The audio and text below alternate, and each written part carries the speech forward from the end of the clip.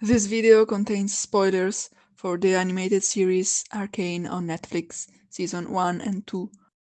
So, initially this video should have been me complaining about Warwick in the Arcane series, explaining why this character sucks, and challenging my watchers to find any trace of a sense in his story.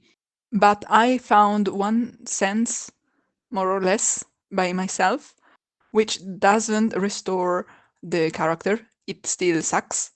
So in this video I will first complain about Warwick and why it doesn't make sense, and then as a consolation I will expose the only kind of function I found for him in the series. Keep in mind that I know nothing about the game of League of Legends and what this character does in it. So my opinion is solely based on the role of this character in the animated series.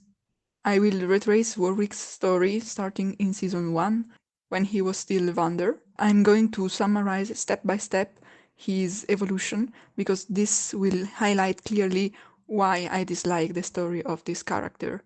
So we start with Vander in season 1, episode 1, and he's fine. Then in episode 3, he falls down a bridge, and we think he died. But in the same episode, we see that he survived and he comes back alive, transformed by Shimmer. Then he dies.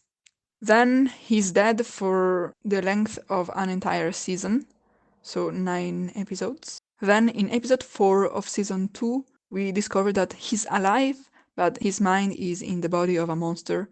Then in episode 5 of the second season, we see that Vander is not always in control of the mind of the monster, so he's controlled by the monster again. Then in the same episode, Vander takes over the control again over the monster. Then in episode 6, we find out that Vander has not won completely over the monster, so their minds are still combined and mixed.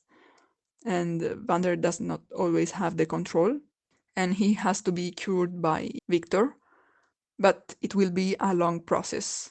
And we see Victor struggling with his powers, and we don't know if he will be able to cure Vander and restore his mind. But also we see that Vander gets better and better with time. So it seems to be working. Then, always in episode 6, Victor dies, and with him all the people he cured. And among these is Vander too. And we see that the monster takes over completely. So we assume that Vander's identity disappeared and died, while the monster stayed. Then Isha kills the monster, so whatever was left of Vander or the monster is destroyed anyway. And this all was happening still in episode 6. Then in episode 8, we find out that no, the monster has not died. He survived and is just unconscious. And then in the same episode, Victor connects to him while Singed cures it or does something sketchy. And we discover right now that Vander's mind had not disappeared with the first Victor's death, but was still there. And we only discover it now because we see that some memories still survive in the mind of the monster. But we discover this now while these memories are being erased, so probably they are erased for good now, and Vander is completely gone now. And then in episode 9, the monster controlled by Victor and the X-Core attacks Jinx and Vi, who are the two characters that are the most vulnerable emotionally to him. And then Victor dies a second time, so all of his creatures die too. And among these there is the monster too. But the monster awakens again to attack Vi, while she's having flashbacks from one of the several previous deaths of Vander. Then Jinx detonates a bomb next to the monster while falling down a big height, so the monster is assumed to be dead. But some people still theorize that we did not see the monster dying before your eyes, and it's suggested that Jinx survived, so the monster might have survived too. And at this point, I would not be surprised because dying and then showing up alive again seems to be a very core trait of this character. So this is why I don't like this character. because he continuously dies and then comes back and dies and then comes back and dies and then comes back and dies. But actually, he was not dead, so he comes back. And after a while, this pisses me off. I think that this uninterrupted chain of dying and then showing up again makes both of these events weaker. Because if we have an emotional attachment to a character and then that character dies, we are sad. And in theory, when he shows up again, we should be happy to see him again. The problem is that when this happens continuously, we don't trust that deaths are permanent, so we are not really sad when he dies because maybe he will come back because he has already done it before. And at the same time, when he shows up again, we don't trust that this comeback will last.